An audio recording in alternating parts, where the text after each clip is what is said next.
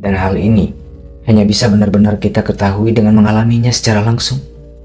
Bukan karena mempelajari atau mendengar suatu teori. Yang mana ke-112 metode ini merupakan fondasi dari berbagai praktik spiritual yang ada saat ini. Setauku, Pak Soekarno adalah orang yang giat dalam laku-laku spiritual. Maka aku pikir beliau juga mengerti tentang desa Kala dan Patra, supaya atmosfer dan energi kolektif di sekitar kita terjaga keseimbangannya dan tidak mengarahkan kita pada kekacauan. Sobat bijak, tidak masalah kalau kalian tidak mempercayainya. Tidak masalah kalau kalian tidak mau mendalaminya. Tidak juga masalah kalau kalian tidak ingin mempraktikkan metodenya. Karena yoga bukanlah agama. Tapi setidaknya terbukalah untuk memahaminya. Dengan begitu, cakrawala kalian pun akan jadi lebih luas. Pemahaman kalian tentang kehidupan dan spiritualitas pun akan jadi lebih mendalam. Maka ketahuilah, yoga justru sudah ada sejak zaman di mana agama-agama itu belum ada. Yoga juga tidak ditujukan hanya untuk golongan tertentu saja. Yoga adalah untuk seluruh umat manusia. Dan pada dasarnya, yoga juga bukanlah suatu ajaran filsafat atau ajaran teoritis lainnya. Ajaran yoga mengacu pada metode-metode praktis yang bertujuan untuk mempertajam persepsi para praktisinya. Singkat kata, ketika persepsi kita jadi lebih peka terhadap berbagai dimensi kehidupan di sekitar kita, kita pun akan tahu bahwa sejatinya semua yang tampak terpisah dan berbeda ini sebenarnya saling terhubung dan merupakan satu kesatuan yang saling membutuhkan untuk keberlangsungan siklus kehidupan. Dan tidak hanya itu, dengan persepsi yang lebih peka, kita pun bisa memahami dengan lebih jelas bagaimana sistem kehidupan ini bekerja, baik yang internal maupun yang eksternal. Kita pun jadi tahu apa yang sebenarnya membentuk nasib kita, dan apa yang bisa kita lakukan untuk mengarahkan atau bahkan mengubahnya. Dan hal ini hanya bisa benar-benar kita ketahui dengan mengalaminya secara langsung. Bukan karena mempelajari atau mendengar suatu teori. Kalau cuma dengan teori, manusia bisa bertransformasi. Mestinya dunia tidak akan sekacau saat ini. Sekacau luasnya alam yang dieksploitasi, atau banyaknya manusia yang saling menyakiti. Dan masih banyak lagi jenis kekacauan lainnya. Padahal sudah banyak orang yang pandai berteori, iya kan? Dan mestinya tidak akan ada juga manusia yang mengatasnamakan agama untuk membenarkan kebrutalannya. Bukankah begitu? Itulah kenapa kita butuh sesuatu yang lebih dari sekedar teori, yaitu suatu metode yang bisa membuat manusia bertransformasi, setidaknya memiliki kepekaan persepsi. Seperti beberapa metode yang sudah aku bagikan pada konten-konten sebelumnya. Meskipun terkesan sederhana, tapi kalau dilatih dengan sepenuh hati, laku-laku spiritual yang sederhana itu pun sudah bisa meningkatkan sensitivitas persepsi kalian. Terutama dan yang paling penting dalam hal ini adalah intuisi dan empati. Maka bayangkanlah, kalau kalian bisa merasakan rasa sakit yang diderita oleh orang lain ketika mereka tersakiti. Ketika kalian juga bisa merasakan penderitaan yang dialami oleh para hewan, tumbuhan, dan alam di sekitar kalian. Kalian juga mengetahui kecenderungan dampak negatif yang akan terjadi, yang pada akhirnya akan kembali pada diri kalian sendiri. Bukankah secara alamiah, kalian pun akan jadi lebih sadar untuk membangun dan menjaga atmosfer lingkungan di sekitar kalian agar tetap kondusif, agar terbentuk nuansa kehidupan yang lebih baik, saling melengkapi, saling menghargai, dan saling menghormati satu sama lain. Karena ketika orang lain senang, kalian pun otomatis jadi ikut senang. Dan ketika alam di sekitar kalian menjadi segar dan seimbang, kalian pun akan merasakan keadaan yang sama di dalam diri kalian. Dan bukankah nuansa kehidupan yang seperti itu akan terasa jauh lebih indah? Maka sebelum aku memperkenalkan tentang metode-metode yoga itu lebih lanjut, Aku juga ingin kalian lebih memahami yoga dengan mengetahui asal-usulnya terlebih dahulu, supaya pemahaman kalian jadi lebih komprehensif. Sobat bijak, secara literasi, kisah yang akan aku ceritakan ini tidak bisa ditemukan teks aslinya dalam sebuah buku atau satu kitab saja, karena sejatinya kisah ini merupakan legenda yang diwariskan secara turun-temurun sebagai tradisi antara para risi dan murid-muridnya di kala itu. Sampai akhirnya Weda pertama pun mulai disusun secara tertulis di kisaran tahun 1500 sebelum Masehi yang disebut Rigveda.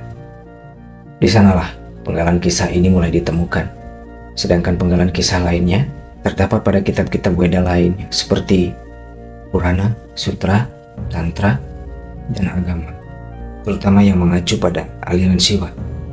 Menurut legenda, ribuan tahun jauh sebelum Weda pertama itu tersusun, dikisahkanlah 7 orang bijak yang menjalani kehidupannya dengan cara yang tidak biasa. Tidak seperti kebanyakan orang pada umumnya, mereka mencurahkan perhatian yang amat mendalam terhadap berbagai aspek kehidupan. Mereka juga gemar melakukan kajian-kajian dan bereksperimen terhadap berbagai hal guna memperluas pengetahuan dan wawasan mereka. Pada dasarnya, mereka juga terlahir biasa seperti kebanyakan manusia lainnya. Yang berbeda hanyalah keingintahuan mereka yang sangat tinggi dan kemauan mereka untuk menghadapi tantangan dan mencoba hal-hal baru. Bahkan bila perlu, mereka pun melakukannya dengan cara-cara yang ekstrim. Alhasil, dari berbagai kajian dan eksperimennya, kecerdasan dan kemampuan mereka pun berkembang, melampaui manusia pada umumnya. Bahkan mereka pun mengetahui cara untuk memperpanjang masa hidup mereka. Meskipun demikian, dari berbagai hal yang telah mereka pelajari dan banyaknya hal yang mereka ketahui dan kuasai, mereka selalu saja merasa masih ada yang kurang. Hingga pada suatu hari, mereka mendengar berita tentang seorang pertapa asing dengan ciri-ciri yang tak lazim. Seorang pria setinggi 9 kaki dengan penampilan yang aneh duduk bertapa di puncak gunung Kailas dengan keheningan yang menyerupai orang mati. Tiada bergeming sedikit pun. Tidak ada yang tahu ia bertapa sejak kapan. Tidak juga ada yang bisa memperkirakan sudah berapa lama ia bertapa di sana. Yang jelas, meskipun telah berkali-kali berganti generasi dan zaman, kisah pertapaannya terus melegenda. Bahkan orang-orang yang kebetulan melintas pun masih bisa melihatnya ketika ia sedang bertapa, meski dari kejauhan.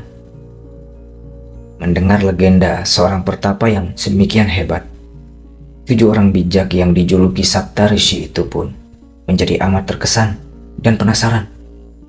Mereka rela melakukan perjalanan yang sangat jauh, melalui daerah-daerah yang belum pernah mereka jelajahi, dan tiada gentar melewati rintangan demi rintangan hanya demi bertemu dengan pertapa asing itu.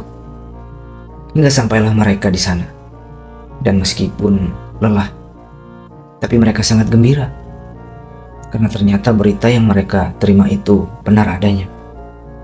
Sosok pertapa itu benar-benar membuat mereka kagum.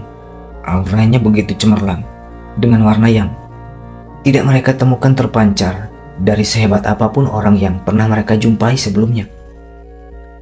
Bahkan vibrasi energi yang terpancar dari keheningannya pun seketika membuat mereka tunduk dan takluk. Sapta Rishi itu pun tiada berdaya selain memberi hormat kepada sang pertapa, sembari menaruh harapan agar memperoleh pengetahuan yang lebih. Hanya saja, ternyata perjalanan jauh yang penuh rintangan itu tidak cukup menjadi tantangan mereka. Kini mereka pun masih harus menunggu sampai pertapa itu membuka mata.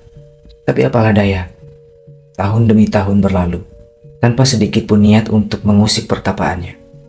Mereka pun tetap menunggu sembari melakukan segala bentuk latihan untuk mempertahankan kebugaran. Tentunya karena mereka ingin ada dalam kondisi yang sangat prima ketika nanti sang pertapa bersedia membuka mata. Oleh karena keteguhan dan bakti mereka dalam penantian, serta kegigihan mereka dalam menjalankan latihan yang ala kadarnya, tapi amat berguna bagi fisik dan mental mereka. Setelah konon 84 tahun lamanya, tubuh mereka pun tiba-tiba memancarkan aura yang menyilaukan, sehingga sang pertapa pun jadi terusik oleh kilauan aura mereka dan tertarik untuk membuka mata, lalu menyambut mereka yang kemudian bersedia untuk membagikan pengetahuannya kepada para risi itu. Singkat cerita, bergurulah mereka pada sang pertapa, dan setelah beberapa waktu, mereka pun berkesempatan menyaksikan proses perbincangan yang penuh tanya jawab terperinci antara sang istri dan sang pertapa. Dari sana, para risi itu pun akhirnya memperoleh apa yang selama ini mereka dambakan, yaitu metode untuk mentransformasi kesadaran mereka ke tingkat yang lebih tinggi. Karena selama ini, terlepas dari sebanyak apapun hal yang telah mereka pelajari dan kuasai, tiada satupun yang bisa membuat mereka mengalami kesadaran yang melampaui fisikal dan mental mereka. Adapun ajaran baru yang telah mereka terima itu mencakup 112 saripati cara untuk mentranscend kesadaran dan mengalami realitas tertinggi, yang selanjutnya oleh para resi pada generasi berikutnya.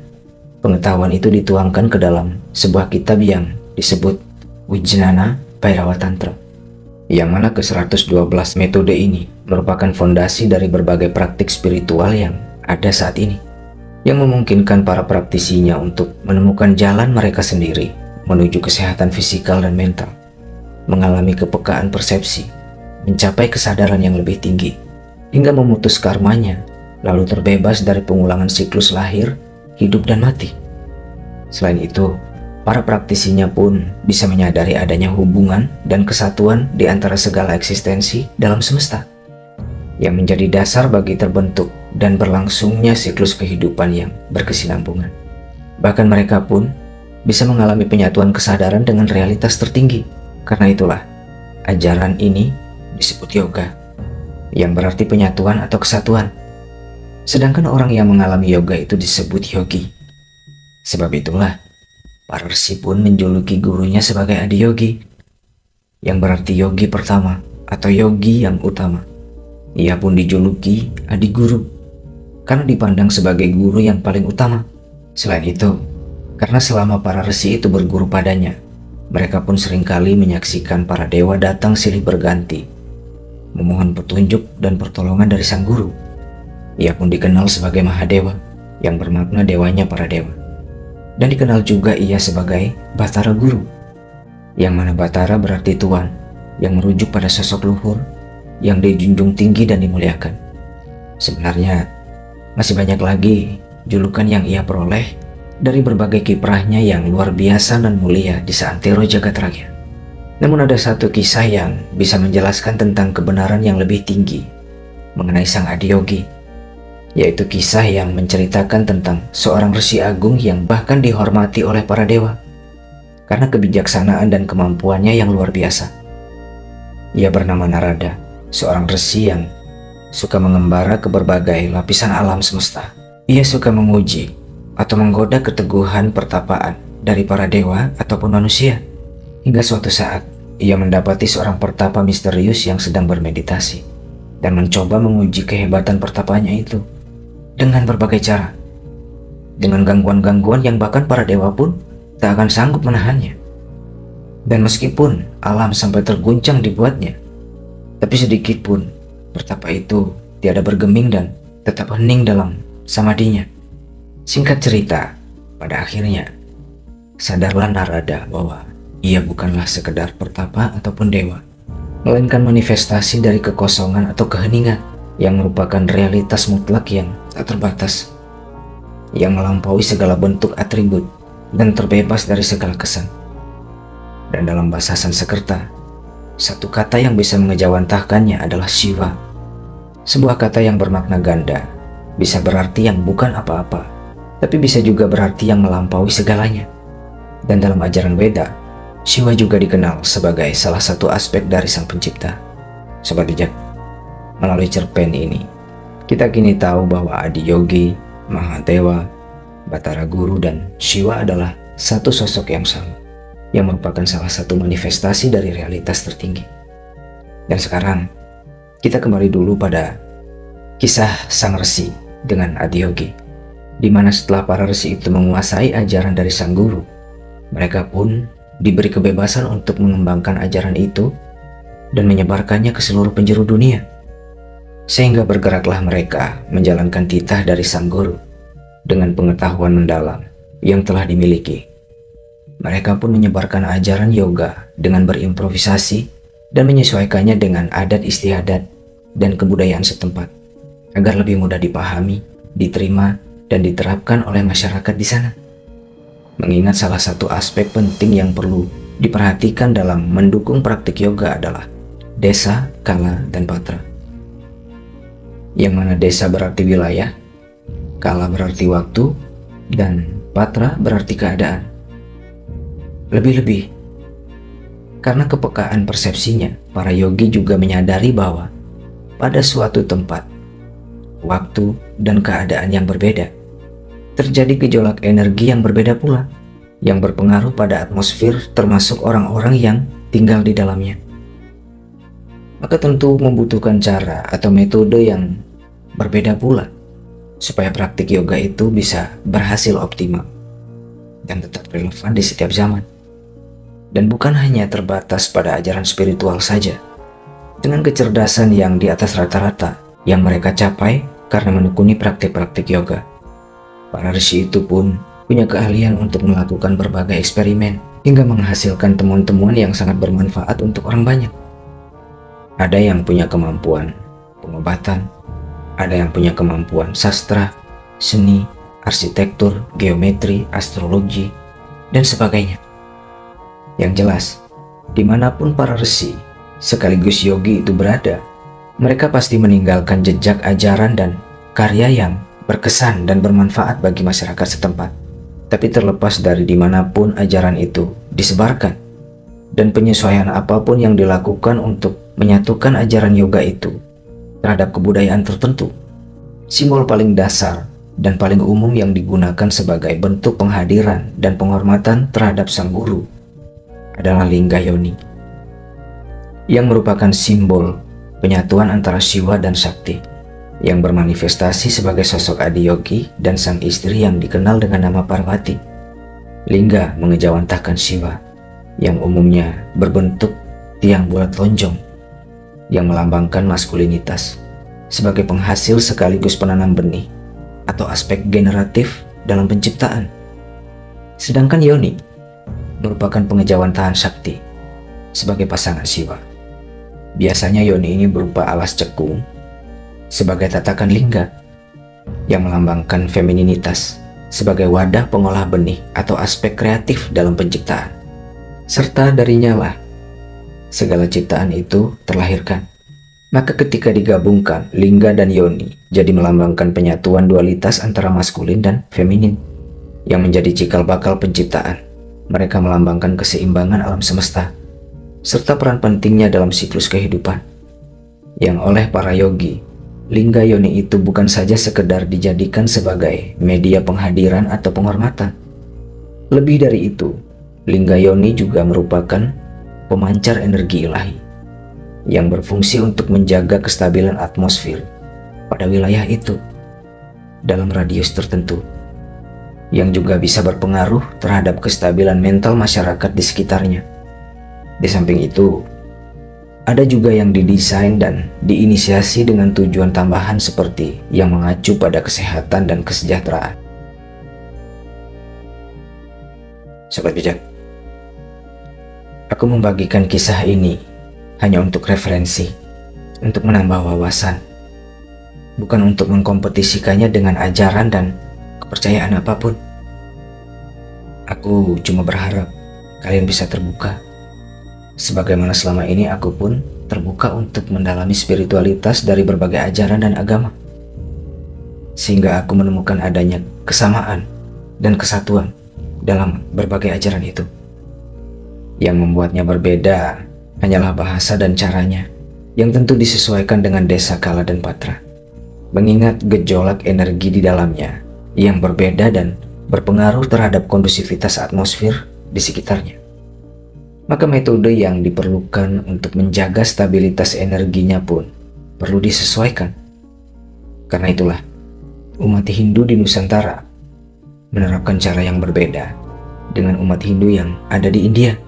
Dan mungkin karena itu juga, dulu Pak Soekarno, presiden pertama kita, pernah mengingatkan kita bahwa orang Hindu di Indonesia jangan jadi orang India, orang Islam jangan jadi orang Arab, orang Katolik jangan jadi orang Roma. Intinya, setauku Pak Soekarno adalah orang yang giat dalam laku-laku spiritual. Maka aku pikir beliau juga mengerti tentang Desa Kala dan Patra. Sehingga yang aku tangkap dari pesan itu adalah terlepas dari apapun agama atau kepercayaan yang kita anut, dan seperti apapun cara yang ingin kita terapkan, sesuaikanlah itu dengan Desa Kala dan Patra di mana kita berada, supaya atmosfer dan energi kolektif di sekitar kita terjaga keseimbangannya dan tidak mengarahkan kita pada kekacauan. Jangan sampai klaimnya saja beragama, tapi gara-gara mengabaikan unsur Desa Kala Patra itu, bukannya agama jadi sumber ketentraman dan penyatuan, malah jadi sumber perpecahan dan kericuhan. Ingat saja, walaupun agama itu berbeda-beda cara dan bahasanya, tapi Sang Pencipta yang kita junjung itu tiada duanya. Bhinneka Tunggal Ika, berbeda-beda tapi tetap satu jua. Moto ini memang berbahasa Jawa, tapi itulah juga semangat dari ajaran yoga. Yang alangkah indahnya dunia ini kalau moto itu juga jadi moto kita semua. Sobat bijak, sementara cukup sampai di sini dulu. Semoga konten ini memperluas cakrawala kalian. Terima kasih sudah menyimak dan sampai jumpa.